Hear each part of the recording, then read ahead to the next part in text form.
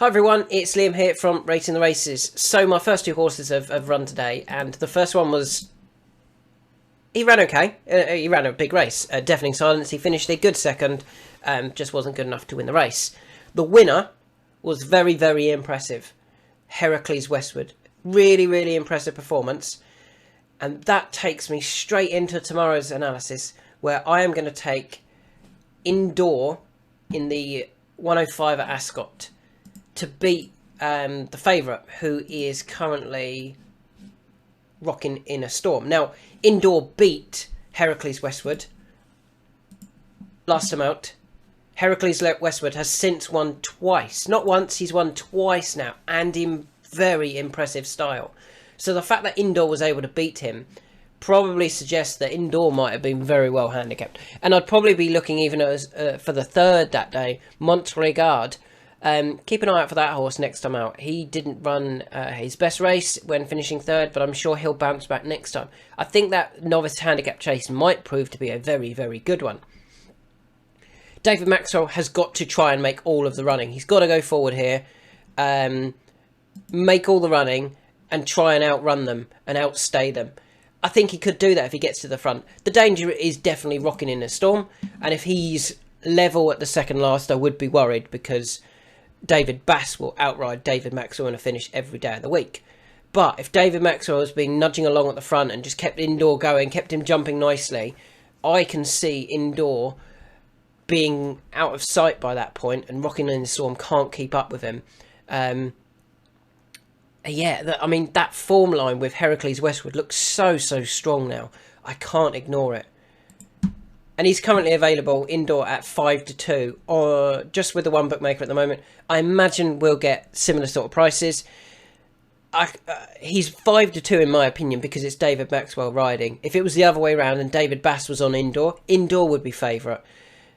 Because he's quite straightforward, Indoor, just needs to go to the front and be pushed along and keep going. He doesn't need to get his challenge right. He doesn't need to be riding him hard, to try and get him involved sort of thing. He just needs to be nudging him from the front. I think they might go off joint favourites tomorrow. And I'm quite happy with Indoor in the first race, or the second race at Ascot, but it's our first selection. It actually won't be our first selection. There will be another horse earlier on in the day, but we'll come back to that later, because there are no prices currently. So we'll need to keep an eye on the prices. Obviously, the prices do mean something. If I like a horse and then he's priced up at 4 to 6, I'll be like, well, I'm not backing that, because if I felt he was a 2 to 1 shot, and they priced him up at 4 to 6, I'd be going, no, not interested in that.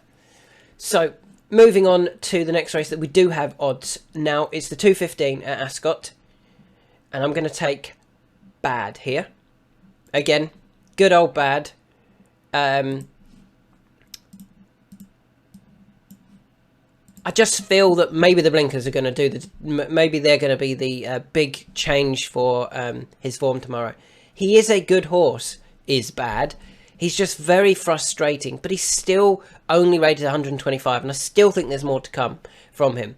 The blinkers could be the thing that really sort it out for him. And if they do, and they allow him to put his best foot forward, I think he's still nicely handicapped, and I think he will run a really big race here. He's got plenty of form at Ascot. He's got some good runs here. Third, second, third.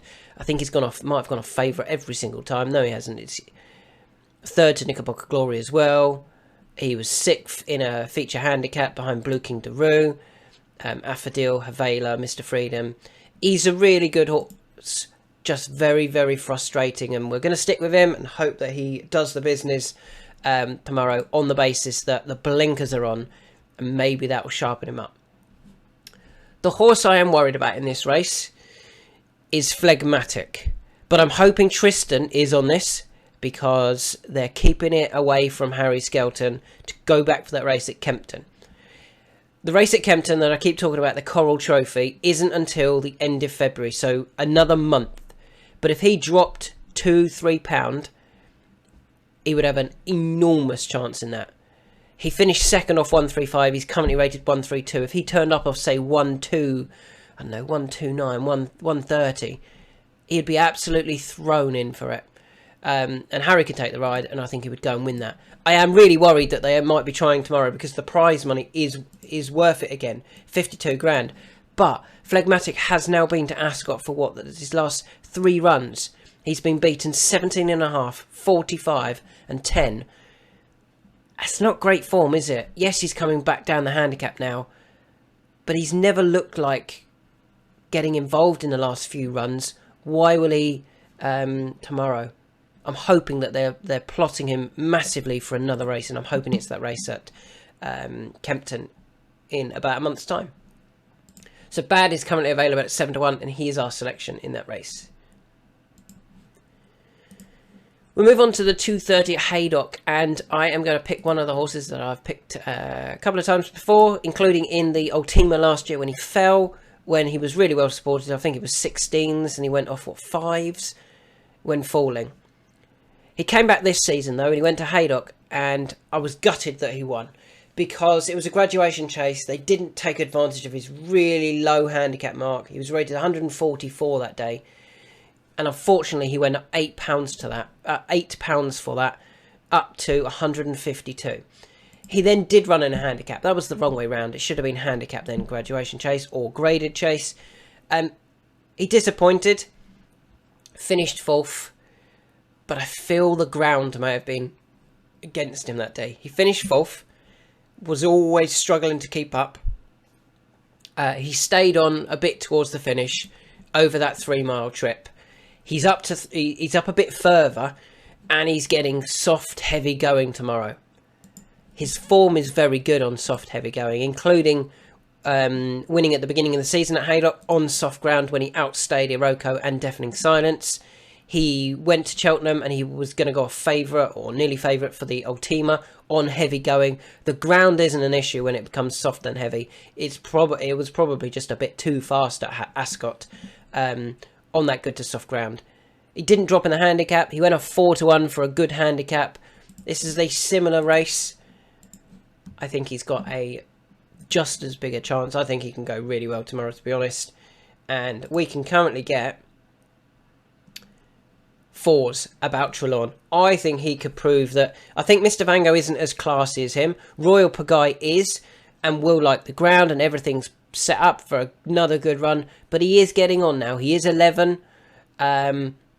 Is there a younger horse coming through that's still relatively lightly raced over fences, especially over this trip? There is, and that is Trelawn, and hopefully Trelawn can show that he's probably better than handicap company. You know, he might be grade 3, grade 2 company, and the fact that he's won over the course as well is a real positive to his chances. So that's Trelawn at 4 to 1 for the Peter Marsh, if it goes ahead.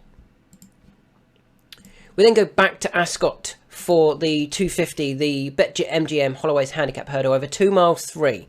Now, I looked at this race and I went, I really like the Harry Fry horse, Outer Belly, the triple suit. I really like Bo Zenith, who was a massive eye catcher last time out at Cheltenham. I really like Doddy the Great. But I do kind of feel that Doddy the Great might want a bit shorter. I really like Aston Martini over this trip. I think that's the perfect trip for him. And then I looked at the prices, and that is what swayed me to pick a horse in this race. Bo Zenith, favourite. Nah. Outer Belly, 5s. Doddy the Great, 6s. Okay. Aston Martini. Oh, hang on a second. 14s and 16s. I think that's too big. Back up in trip is the key for this horse. When he beat Might Eye, when he finished second to Might Eye, he was going to beat Might Eye over Might Eye's perfect trip in a race that Might Eye had everything perfect for him.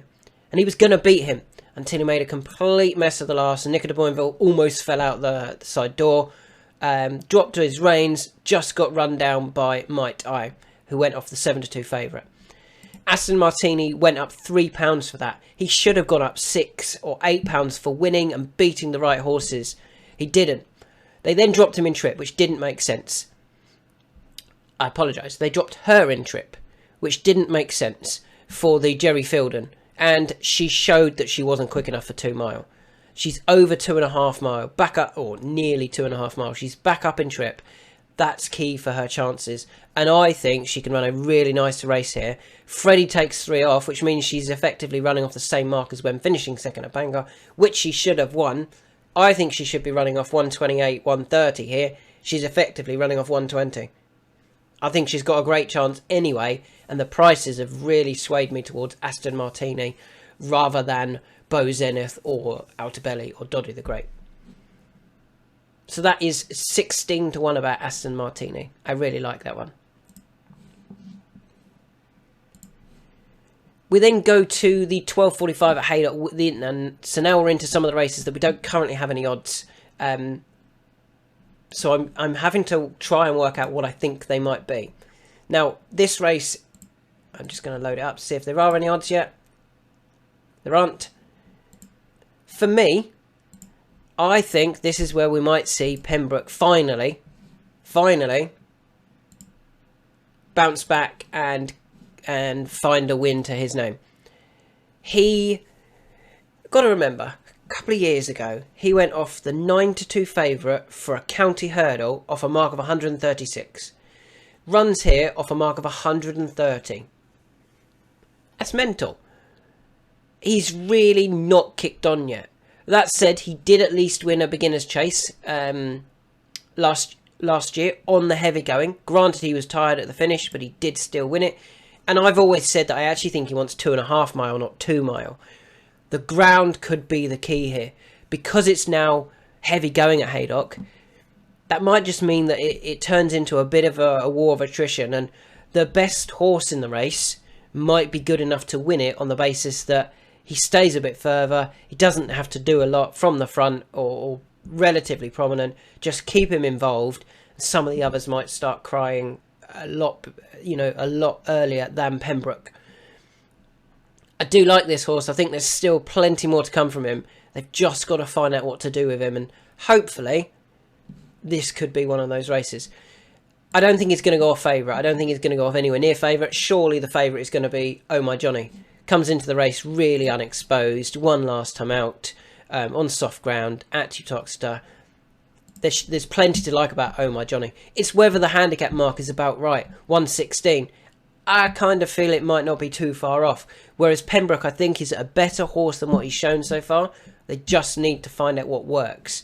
And if this heavy going does work, it could certainly bring him back into the frame here in an easier race than what he's been running in. I mean, we're down to a Class 3. He has contested a Class 3 a couple of runs ago. But even then, that was he was rated 134 that day. He only went off 5s. He did disappoint after being far too keen out the back.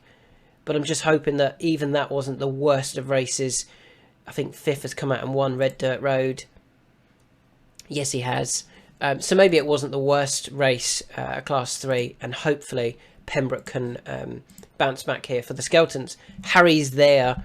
Harry's going to ride, and this is almost last chance saloon, I feel, for Pembroke. Moving on to the 120, another race that I don't think we have any odds yet. But again, I don't think this horse is going to be priced up as favourite, which is good. And the horse I like here is Thanks for the Help. We've backed this horse before. Running over 2 mile 5 here, which I think is fine. He has been, his last win actually came in a novice hurdle over 2 mile, 4.5 furlongs at Southwell with Jack Tudor riding. Jack's on board, which he wasn't last time out. But the time before, that's probably the best bit of form that he's shown when Jack did ride. He finished 4th behind Doyen Quest, Gal Road and Noble Birth. Doyen Quest obviously came out, had previously finished 2nd in the Silver Trophy behind Josh the Boss, and has then run another good race in a handicap of £10 higher mark at Cheltenham, finishing 4th behind Long Draw. The runner-up, Gal Road, keeps running solid races. Went on to finish 2nd, 2 Long Draw in that race at Cheltenham. Went back to Cheltenham and finished 2nd in a Grade 2. That's good form. Whilst the third horse, Noble Birth, has recently come out and won at Fairyhouse in a novice chase quite comfortably. It all looks quite strong form. That was when Jack Tudor was riding. Kevin Brogan probably didn't give him as good a ride last time out. He is quite tricky. Jack knows the horse really well. It's, again, Another one that you'd be disappointed if Jack doesn't go really close here. Dropping into a Class 4. He's been, the last time he ran in a Class 4 was actually his novice hurdle win, but since then he's been in 4 Class 2 races. He dropped to a Class 3, now he's dropping to a Class 4. This is the time to catch him for JP McManus, Jack Tudor and David Pipe at Haydock. As I said, there are no prices currently. I don't think he's going to be priced up favourite though, because 644 never inspires people. They like the looks of I Am Max 3F2. They like it Solar System 121. If we can get anything above, say, 7-2 about Thanks for the Help, I think that would be a decent price for Thanks for the Help in this easier race. And finally, we go to Taunton for a one race. The Seniors Handicap Hurdle. I was going through the races and this one jumped out at me. I was really surprised to see Might I running here. But as I said with the analysis with Aston Martini, I felt when Might I won that race, he had everything in his favour. He's got everything in his favour again. It's 2 mile 3. That is the trip for Might I. He's a 2.5 mile horse. He doesn't want the 3 mile that he couldn't stay last time out at Cheltenham. He'd been disappointing at Haydock, but he dropped in the handicap before his runs since then, you know, and probably one of his weaker races this last season might have come at Aintree when he was 6th, beaten by Katira off 140. Okay, he runs off 139 here, but it's a seniors handicap. This is for older horses. You've got to be 8+ to run in this, and I feel that they're very unexposed, a lot of these. Dominic's Fault probably being the only one that isn't. And that's going to make the market, hopefully, because that one is going to be favourite. But I think Might I is very good. I still really rate Might I. I think he's better than his current handicap mark. I think he's better than these. Kieran O'Shea takes 7 off. He's only running off 132. I think he's got everything in his favour. I would make him favourite. I would make the classiest horse in the race, in my opinion, favourite. But because of the unexposed nature of Dominic's Fault, I can't imagine Might I be even favourite. If we can get anything above, say, 5-2, 3-1, honestly, about Might I think that's a decent price, because I think he's going to take all of the beating there. So there are my selections for tomorrow. A quick recap. Indoor, that form with Heracles Westwood looks very strong. David just needs to go forward and keep nudging along, and hopefully he'll outstay all of his rivals. I like Bad in the Bet365 handicap chase. Those blinkers are key, hopefully, for me. If they allow him to put his best foot forward and actually finish his race off, I think he'll go really well here. Trelawn back at Haydock, back on the heavy going, over 3 and a bit mile. I hope he shows that he's graded class here. Aston Martini is too big a price in that feature handicap hurdle. Back up in trip. Freddie takes a very useful 3 off. This is the type of trip that she actually wants. Hopefully she can go really close and then maybe get in something like the Martin Pipe or the Coral Cup. I'm kind of aiming her at the Martin Pipe. That's where I want to see her. She probably needs to win to get in that. 12.45 earlier race at Pembroke. If we can get a bit of a price about the horse. We're getting close to last chance saloon for Pembroke. This doesn't look the greatest of races, and back on that soft heavy going might be enough to help Pembroke just beat them on class. Thanks for the help. Another one who's dropping in class. He's gone from a 2 to a 3, now to a 4. Jack Tudor takes back over. That bit of form at Cheltenham looked very strong behind Doyen Quest, Gal Road, and what was the name of that other horse for the Cromwells? The Cromwell horse, I can't think of it off the top of my head again. I thought that was a really good bit of form. Jack Tudor knows how to ride this horse, and I think Thanks for the Help will take all of the beating there. And finally, Might I back to this sort of trip. This is his trip. Kieran takes a very useful 7 off, meaning that he's back down lower than his winning mark from 2 runs ago, where he beat Aston Martini, maybe fortuitously, well, definitely fortuitously, but still ran a really nice race over this trip. Will be off the pace, hopefully coming through late and outstaying them and getting there in time.